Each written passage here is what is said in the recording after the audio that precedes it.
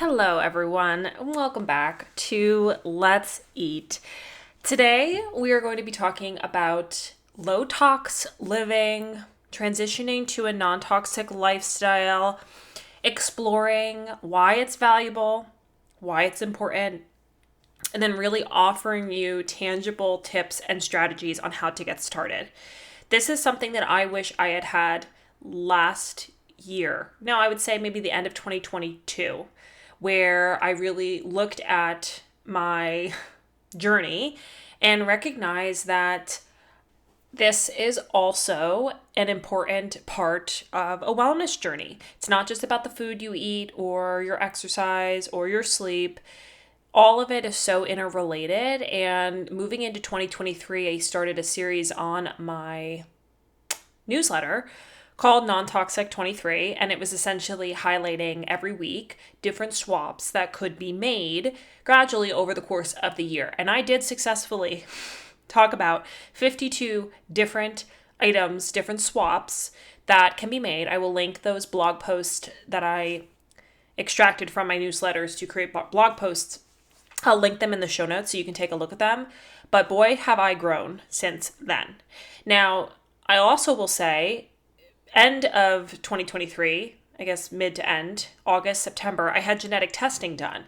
And I learned that my detox pathways, the innate systems within the body that detox, primarily my liver, had a harder time functioning than maybe the next guy, right? Where my genetics made it a little bit more challenging.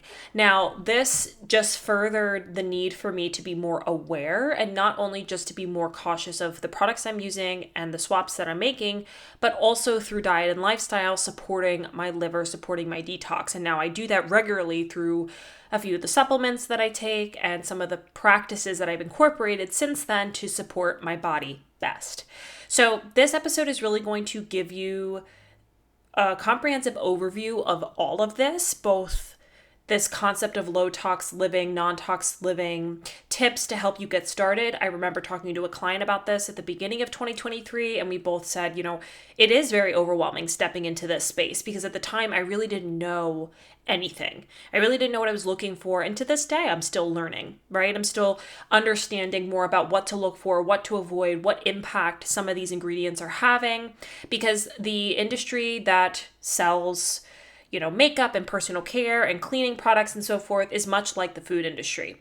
And so really understanding how to read between the lines and understanding what it is that you're looking for and what to avoid and finding brands that are non-toxic has been the best for me because then I can just choose my products from those brands. Now living alone where I live makes an enormous difference on that, right? Because I'm not up against someone else's products or trying to convince someone else to switch the laundry detergent, right? It's just me. So that helps a whole bunch, but it is an investment, right? It takes time. It's not something you're just going to find on the shelf at Walmart or, at your convenience stores and so forth, right? Like it takes time and there's still growth to be made on my journey, but I want to share about what I've learned so far and how this could be helpful for you. So thank you so much for being here. I'm super excited for this episode and welcome to my table, Let's Eat. Welcome to Let's Eat. I'm your host, Emily, holistic health coach and self-proclaimed wellness enthusiast, here to meet you at the intersection of physical and mental health, the exact location where optimal wellness lies. This podcast is meant to explore all areas of mind and body wellness, designed to offer you the integrative knowledge, behavioral strategies, and mindset shifts necessary to uplevel your health and feel better today. We'll explore nutrition, sleep, movement, self-care and stress management, habits and routines, gut health, mental health, and more. I am so happy that you're here. Welcome to the table. Let's eat. So before I really dive into all of the things regarding toxins, living low tox, non-tox, I want to remind you that it is most sustainable and most realistic for you to take this process gradually. I always suggest that you get started by just making swaps once you've finished a product, okay? I started this journey and I'm still making swaps, okay? And this is over the course of a year and a half. So I started this journey beginning of 2023. It is now the end of 2024. So we're coming up on 2 years that I have still actively been learning, making swaps, finding products I like, being honest, and finding products I don't like. I've been having a really hard time finding a shampoo and conditioner that I like because your girl's hair cannot be tamed and just has resistance to like every shampoo conditioner that I've tried so far, and I don't know why, and my hair just doesn't respond well to it. So it's a gradual process. And so if I can preface any of this, I don't want you to get overwhelmed, but I do want to provide you with the information so you can understand what type of impact this is having on us as human beings, especially my ladies out there, what this is doing to our hormone health, and how valuable it is to take it into consideration, whether or not you have a genetic predisposition to troubled detox pathways like myself.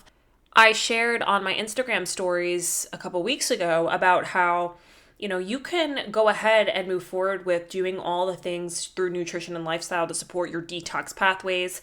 I mean, we have our skin, we have our gut, we have our liver. There's so many components that make up this, systemic wide system to promote and support detoxification, both in terms of the toxins we're exposed to directly, but also toxins that are known as endotoxins, which are essentially byproducts of organic processes that are happening within the body. So even if you are completely avoiding, which by the way, that's impossible, completely avoiding toxins in your environment, you also have to consider the fact that there are toxins within the body that are waste that are needed, to be metabolized and broken down and excreted from the body, right? So while you can do all that, I lost my train of thought there for a sec. While you can do all that and be proactive in that way, why not just take the burden off of your liver, right? Why not just take the burden off of your body? Because we have what's called a toxic load. And this is the accumulation of toxins and stress and alcohol and all of these things that are, placing burden on our liver, which prevents it from doing its job effectively, efficiently, and so forth. And from a health perspective, this is really important for us to consider, right? Our liver plays a massive role in our health, and I don't think that this is discussed enough, at least to my understanding. When I went through the program as getting certified, and even since then, there was such little emphasis put on the liver until I really dove into specifically liver health, detox, and so forth. And I think we just think about liver health in relation to alcohol. And it's just so much more than that. I'm also going to be talking about estrogen dominance, spoiler alert, in next week's episode. And we're going to talk about all about what that means and supporting the body in that way. And I think this is a huge issue within our female population. And this can be for a number of reasons, but one of them being our liver and, our body's inability to metabolize estrogen appropriately. So I want to be sure that I emphasize a few things there. Start small, start gradually. Start making swaps when you've run out of a product, run out of a household cleaner, when you've run out of your laundry detergent. That is the best approach because then you're not wasting. And you can also attack this from two different sides. You can start to reduce your toxin exposure by minimizing the amount of toxins in the products that you're using, and also support your detox pathways, which is something we can talk about at great length. I have lots of resources on that because this has been a journey of my own. And I think, addressing it from both angles is what is most optimal.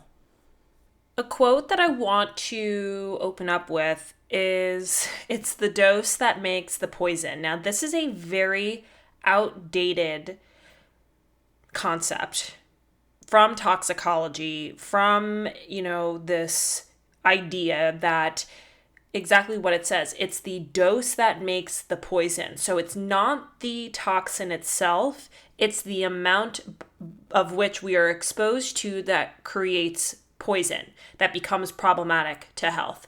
Now, I like to liken this, I guess, to this argument that, of course, we wouldn't want to drink an 8-ounce glass of Lysol, but having it in small amounts is okay. What research continues to show is this is not the case, that even small amounts on a micro level can pose harm to our health. I want to share a few statistics here. So the average MD only has between 19 to 21 hours of nutrition education during their academic career.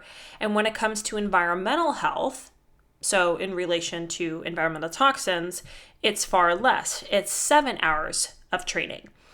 Now, a quote I'd like to also read: although environmental factors contribute to more than 25% of all global disease and toxic agents ranked fifth in underlying causes of deaths in 2000, environmental medicine education is largely omitted in the continuum of U.S. medical education. So there are currently 84,000 chemicals registered for use. This doesn't include pesticides, herbicides, heavy metals, all right? So that number is likely larger. And only around 200 have adequate safety data. Prior to 2016, there was no requirement that chemicals be tested for safety prior to going to market. And the CDC has measured more than 300 chemicals in the US population. All right, so pesticides, heavy metals, nonstick chemicals, flame retardants, and so forth. This is astonishing for a number of reasons, but I think what it really showcases is just because it's on the shelf doesn't mean that it's safe. And this is not meant to fearmonger. This is not meant to raise alarm or stress or anxiety around these products and what it is that you're using. But it's more to just really emphasize how important it is for us to consider how, I guess, misled we really are in relation to using these products because of the fact that the safety data is limited, and the research is based on doses that are hundreds to thousands of times higher than real life exposures. This is what we refer to as the maximum tolerated dose.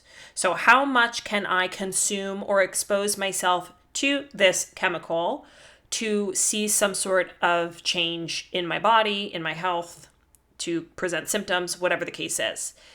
Then a few smaller doses are given until they find the lowest observed adverse effect level. This is the LOAEL. From this, they will then look for the no observed adverse effect level, the NOAEL. So this will give them an understanding of what is the presumed safety level, at which level can we expose ourselves to these toxins without overt harm. But what's not considered here is repeated smaller exposure, right? So in a longitudinal perspective over the course of time, what this exposure is doing. And they're not looking at subtle health effects. They're looking at more overt changes. And I think that this is really problematic, and this is very Western healthcare-esque because it's not considerate of these subtle symptoms, which I have mentioned this before, right? Where it's these subclinical symptoms like fatigue or weight gain or, brain fog, things that are maybe subtler in nature that aren't screaming any particular diagnosis. So because of that, they're overlooked. And I think that this is very similar. It doesn't line up with real life exposures. You're not going to sit there and drink the maximum dosage, right?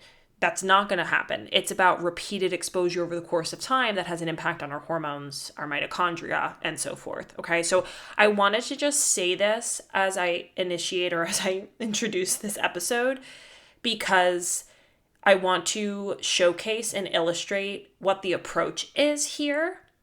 I took a course on hormones and environmental toxins, and this is where I learned all of it. So I want to be sure that I say that first because it does do a clear job at maybe how outdated things are and where we need to be in order to be more effective in understanding the impact, because this is clearly not it.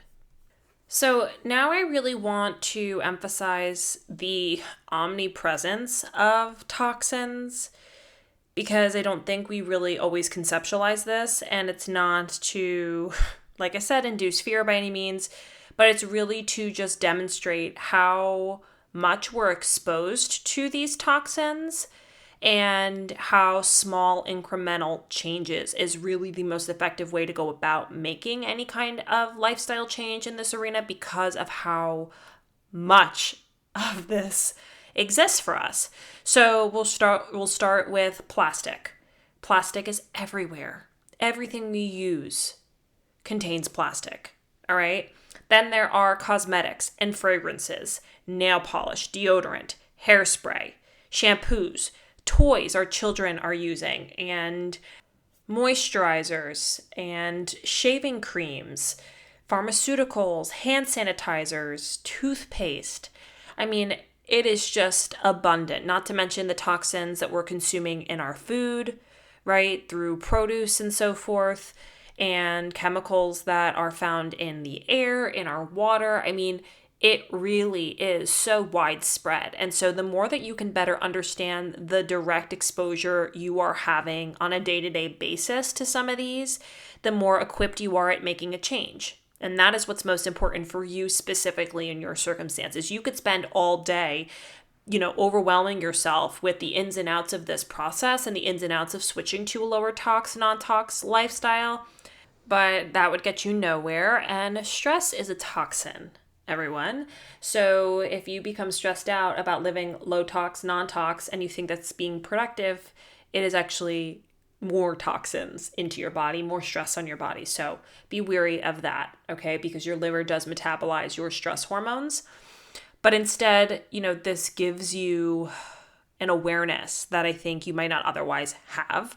So as far as the implications on our health, it's pretty widespread. Toxins have a direct impact on our gut. They obviously, as I mentioned, place heavy burden on our liver. And if our liver can't function properly, that can lead to a whole host of issues. Toxicity, I think, is a very big issue that's overlooked, and doctors aren't looking for that necessarily. There is tests that can be done, and obviously certain symptoms that might lead one to believe that there might be toxicity going on. But, for the most part, it's not something that's commonly addressed in our healthcare system.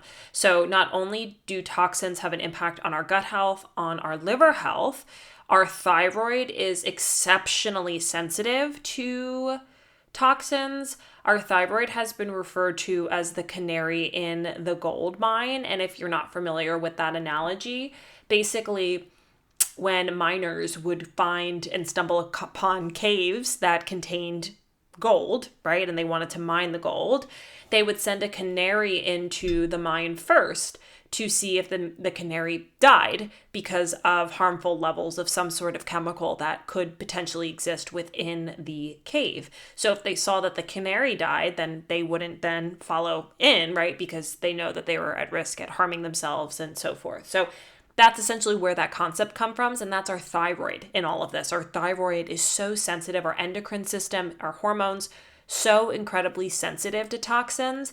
And something else that's just not considered in relation to our thyroid health, and unfortunately we see so many issues involving the thyroid.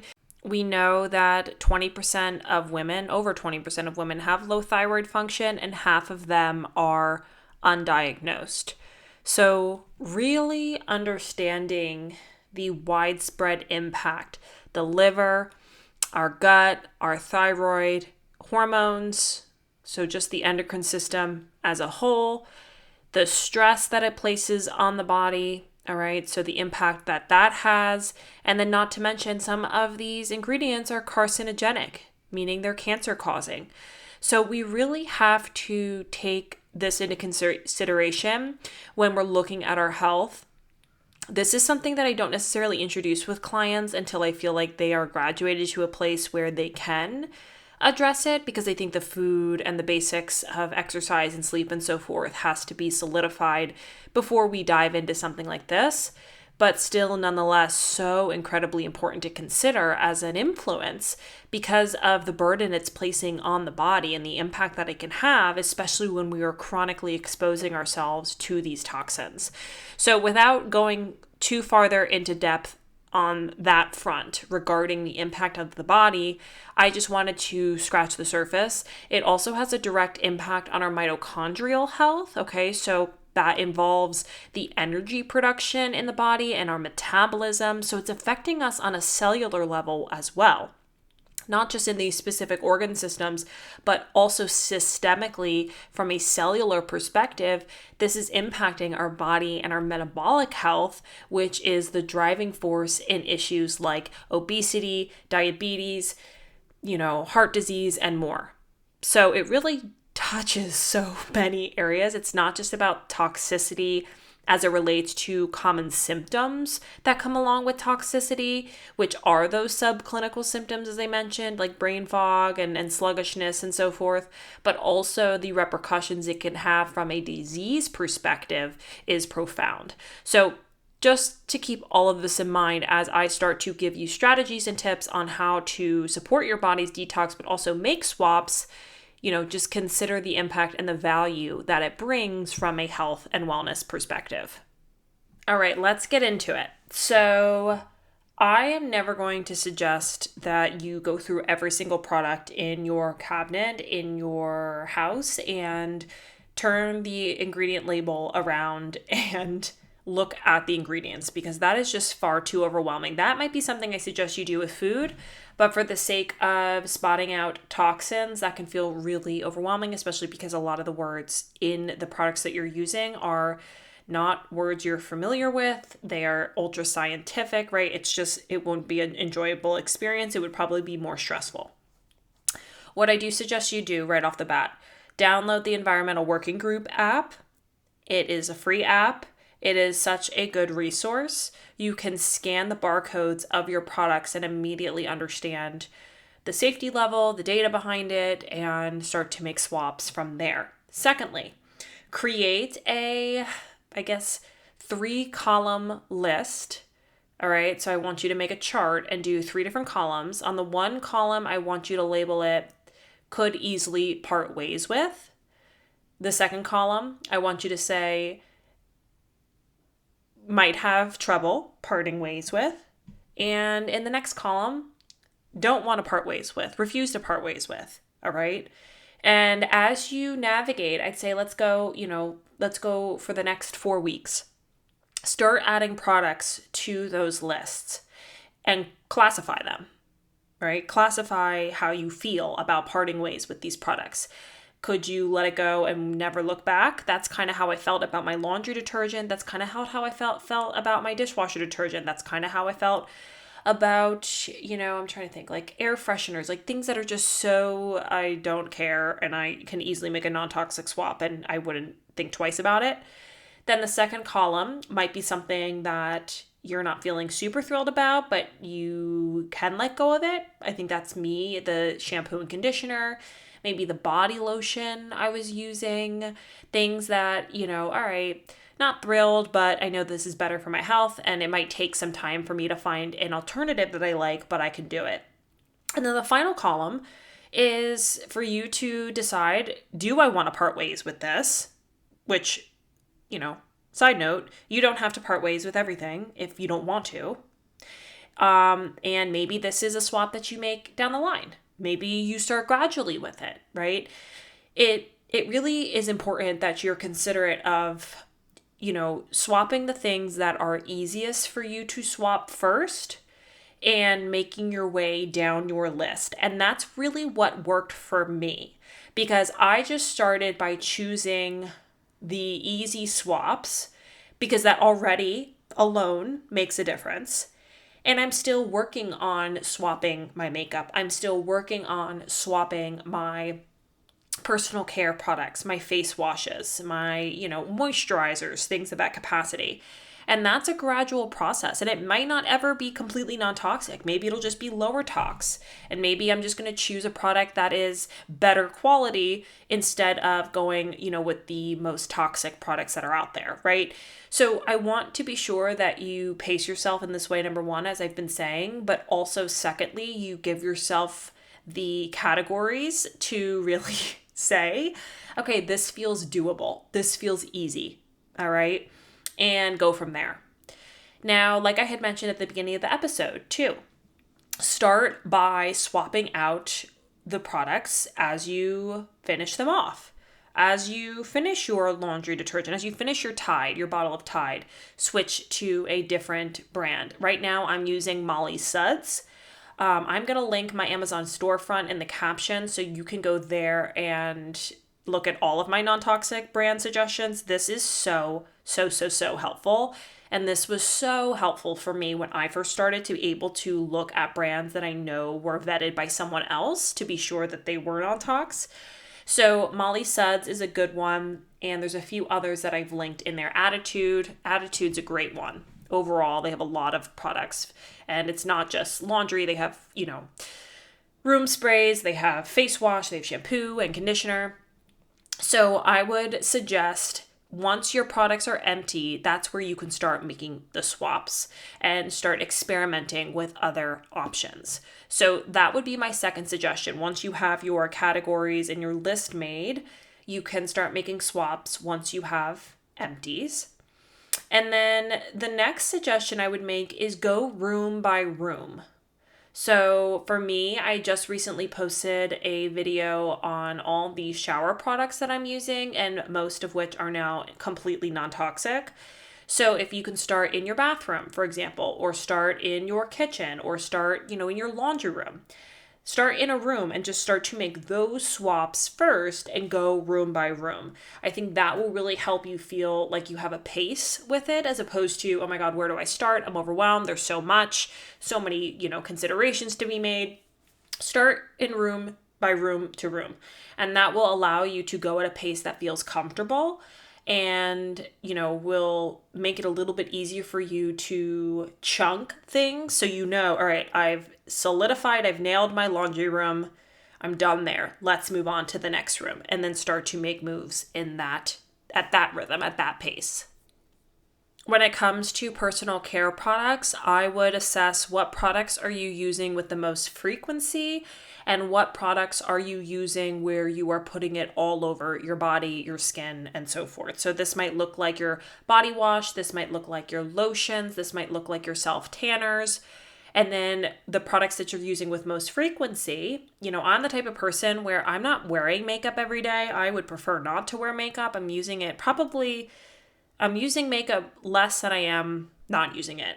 So I don't use makeup as often as I could, or as maybe others do. So I think that's a consideration to be made. But start assessing the products that you're using with most frequency. And your skin is your largest organ. It's also part of your detox pathway. So if you're lathering your body in these products, think about the impact that can have. So I would suggest looking there first. This is probably more specific to my female listeners, but consider it, in both arenas, right? If you are a man listening, if you are a woman listening, consider what products you're using with most frequency and which ones you are applying most surface area of your body. And the ones that I listed, I think, are the first that come to mind, and you can start to make swaps there. And something else that I want to caveat here as well, I think there's a misinterpretation or a misconception that a lot of these products are going to be significantly more expensive than your average product. And I think to some extent, yes, that is true, that a lot of these products can be more costly. But I am not the type of person to spend so much money on certain products, like my makeup, for example. Like if I find a non-toxic drugstore product, I'm going to buy the non-toxic drugstore product versus spending what you think you have to spend, like $60, $80, $100 on brands that are certified non-toxic, and that's great, but I'm not going to spend my money there. That's just not how it works for me. So everyone's entitled to do that if they so choose, but I want to be sure I mention that because I know for me that was kind of a fear I had. Was I knew of a few brands that were considered non-toxic and their products were just out of this world, and I was like, I can't realistically keep up with that. I I don't spend that money as it is, so I'm not going to spend that money moving forward. But what I've come to find is it really doesn't have to be so unreasonably priced. There are so many brands, and I keep thinking about Attitude because I'm constantly blown away by how reasonably priced they are for the product you're getting, and they're EWG verified, and that's like the best of the best. So I want to ensure that if you do your research, and I can obviously suggest brands for you, there are lots of ways to make non-toxic swaps that don't require you to spend an arm and a leg in doing so. And that was, like I said, a big fear of mine because it just felt like really cumbersome, really daunting, and really expensive. Honestly, it felt very expensive, but that doesn't have to be the case. There are a lot of very affordable brands out there where you can make 60 to 70% of your swaps for comparable prices as you would your average laundry detergent, fabric softener, and so forth. So now I want to rattle off some of my favorite non-toxic brands, and this is just going to be rapid fire. I don't have a list in front of me, so I'm just gonna rattle them off as I think about them. Molly Suds, like I mentioned, is a good one. Attitude is really great for, all sorts of different products. Please check them out. I love Dime Beauty. That is where I buy my perfume from. I have also been using Grow, and this is an air freshener brand that I like. I have been using Osea. Osea is on the pricier side, but their products are the best. Clear Stem is also a non-toxic skincare brand. I have been trying their products, but I probably will not be repurchasing just because I cannot justify spending $98 on a serum. That's just not something that I'm just not that person. So that's a good brand to check out, but they are on the more expensive side of things. Honest is a good option for skincare. For makeup products, you can also look at Beauty by Earth if you need a self-tanner suggestion. Some larger purchases if you are in the market to purchase kitchenware. I would say non-toxic cookware that I recently purchased was Our Place cookware. Check them out. I've heard Caraway is a good option, but I've heard Our Place is more durable.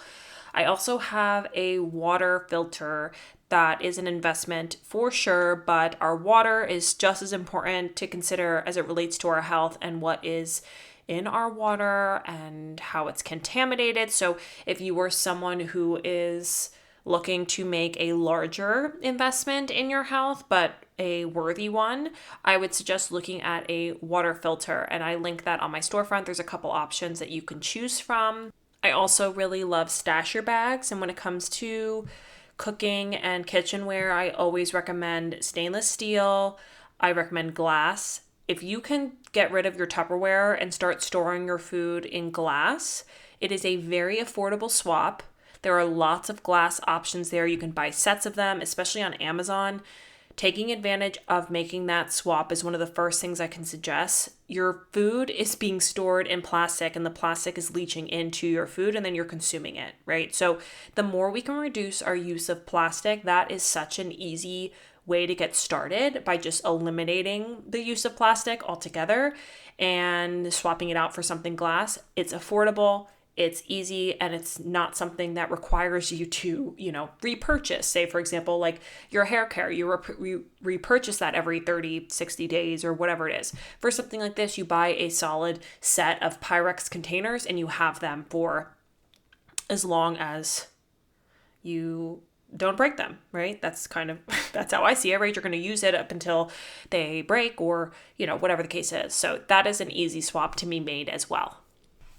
So these are just a few suggestions of brands and ideas that I can make to you to get started, but please feel free to look at my Amazon storefront and then also look at my non-toxic blogs that are linked in the show notes for you to reference as well.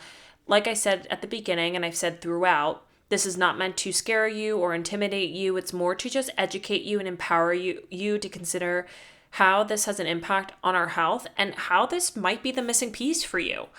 That could also be the case, that you are navigating a health journey of your own and maybe you feel like you've been doing all the things, but you haven't brought consideration to this angle, and it can be hugely influential because of how much we're exposed to on an average day. I don't know the exact number, I've heard it before, but it's incredible how many chemicals, especially as women, we are exposed to. And just starting to bring your attention to that. Maybe you just give yourself a 24-hour log of every, lotion you put on, every toxin that you're exposed to, right? Like all of these factors that you might not otherwise consider, and then recognize, okay, wow, this is much more impactful than I am recognizing in relation to making a lifestyle change. Maybe this is somewhere I should consider. So now I want to make some suggestions on how to best support your body's ability to detox. It's really important that we call into question what I said in the beginning. What is overburdening the body? And then how can I remove that and then also bring in support to enhance, to optimize our body's ability to do its job more effectively? So what's really fascinating is most organs have a system in place to detox. The brain, the lymphatic system, our skin, our lungs, our liver, our kidneys, our digestive system, and our liver and our digestive system do the bulk of the work. They use more energy than any other system. All right. So by really understanding that, you can then consider, how does my lifestyle align with supporting my liver and supporting my digestive system for the sake of detox? Now, we should be supporting those areas of our health just because we want to support them, and it's important for both physical and our emotional health. We know the gut and the brain have a two-way street relationship. So already as it is, we should be supporting these areas, but from the lens of detox, these are some suggestions on how to do it most effectively. So while this topic is multifaceted, I want to be sure that I share a few suggestions on how to support your digestive system and your liver health through the lens of detox. What's most important is having a balanced microbiome is one of the best weapons against toxicity. So all disease begins in the gut. So really focusing on your gut health and what that entails is going to always be a suggestion from all perspectives regarding all disease, regarding all health-related issues, but especially as it relates to detox, this is imperative.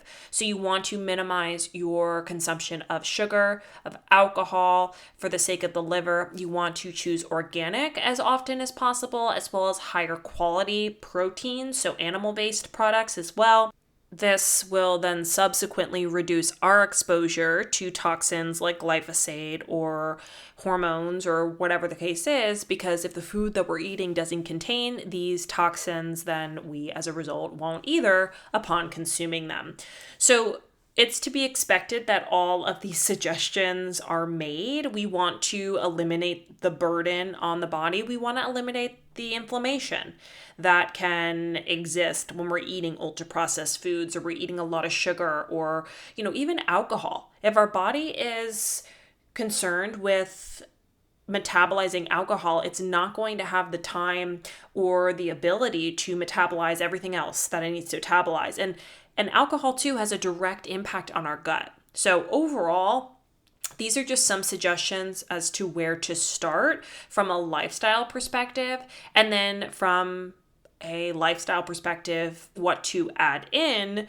We obviously want to optimize our digestive health. So that's going to look differently for everyone, but probiotic rich foods, lots of fiber. Fiber is essential for elimination of toxins, and we are in a fiber deficiency epidemic. The average American is consuming 5 to 15 grams of fiber a day. We should be well into the 25 to 30 to 35, 40 window of consumption of fiber. And we're just seriously under consuming. And this is what moves things along, if you know what I mean. All right. So we want probiotic rich foods. We want fiber of all kinds, prebiotic fiber. You want to, like I said before, eliminate the irritants that are impacting the gut in any way. You can invest in digestive aids, right? This can help the process of absorption and breaking down of food and so forth. But you really want to be sure that you're moving things along and that constipation's not an issue, that you are regular, because that's a critical part of your detox. Now, when it comes to our liver, like I said, has a lot of roles. It removes toxins from the body. It helps with fat digestion. It breaks down hormones, which within the system, this is what I was referring to as the endotoxins. It metabolizes drugs. All right. Now, I don't want to talk about pharmaceuticals or over-the-counter meds too much, but this has to be considered. If we're overwhelming our body with these medications, that is the job of the liver to break them down. All right. The liver stores essential minerals and vitamins. It produces essential chemicals that manufacture protein enzymes and immune factors. So some things that you can add in to support your liver health. Dark leafy greens, you are getting so much value from incorporating dark leafy greens and cruciferous vegetables into your life. From a gut perspective, from a liver perspective, from a blood sugar, metabolic health perspective, I mean, the list goes on. So incorporating more dark leafy greens, one of the best things that we can do for our gut health and our liver health and our detox. Rich in B vitamins, which are essential for our liver function and detox. You can incorporate herbs like dandelion root, milk thistle. You can often find these in teas. So I would suggest going that route, the herbal tea route before supplementation. Kickstarting your day with lemon and water. This not only stimulates digestion, but it jumpstarts our liver. And it's just a powerful way and the easy way to support our body's digestion and detox systems. The goal is to also just incorporate a wide array of nutrition. I know I'm shedding light or I'm putting a spotlight on dark leafy greens and cruciferous vegetables, but really just aiming for a large array of color and different types of fiber.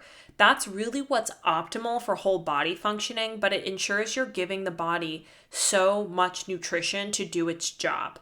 Our body needs these vitamins, nutrients, and minerals to optimally function. So that's going to come from a wide array of different types of produce, nuts, seeds, herbs and spices, different types of healthy fats, and like I said, amino acids are critical. There's a number of different benefits by incorporating all of these things, as opposed to, okay, you should only focus on this vegetable and only do, this supplement and so forth. That's just a very narrow and limited perspective. There's obviously supplements that can be considered too. I know for me, I regularly take glutathione. N-acetylcysteine is a valuable player in detox. Like I said, milk thistle, B vitamins. These are all considerations, especially if you're taking it to the next level and doing more of a protocol for detox. But as always, this is something that you should be discussing with your healthcare provider. And you also want to be sure that you are under supervision in that way and you are doing the right thing for your body, because that's super important with supplementation. And if you're focusing on real whole foods, not only is the nutrition coming from real whole foods more bioavailable in the body, you're also getting the nutrition that's coming alongside it. Say for example, B vitamins. You can easily supplement with B vitamins, but you can also incorporate, pasture-raised eggs and dark leafy greens, which are great sources of them too. You're getting the fiber and you're also getting all the other micronutrition that's coming from that. Okay. So like I said, consult someone who's qualified to guide you with supplementation. I don't want to spend too much time on that, but we can also talk about lifestyle practices that can help support this process. Okay, first and foremost, I think this is just another reason we should be doing this regularly, but exercise. Sweat and sweating and sweat glands are important parts of our detox system. So whether or not you're exercising, which obviously comes with a number of other benefits, both for physical and mental health, but also considering the use of a sauna, if you have access to it, just sweating, killer. So valuable, so helpful, so important. All right. Great for detox. Dry brushing, this is something I recently got into. You're essentially promoting the circulation in your system, and it's a very easy thing to add into your shower routine. And it really promotes that lymphatic system, circulation, and so forth. Massage can also promote this too. Now, I know that that's not always accessible to everyone, but that's an option. Drinking plenty of water, very straightforward, right? But if we're not drinking enough water, we're not going to be flushing out toxins from our system. breathing deeply, all right? This is going to help with our lungs and supporting our lungs' ability to be flexible. It can actually expel trapped particles or pollutants that we inhale. Sleep is actually one of the best detox hacks, all right? Our liver is very active overnight, as is most of our organ systems. And so by giving your body the time to reset and relax and sleep and get restorative quality sleep, this is one of the best things that we can do. It's so simple. You don't require like a juice cleanse or like some sort of detox protocol. All you need to do is get some sleep. All right. This is huge. Cellular renewal happens overnight. Our brain has a specific system called the lymphatic system that helps to remove cognitive debris. It's so incredibly important. Okay. Managing your stress.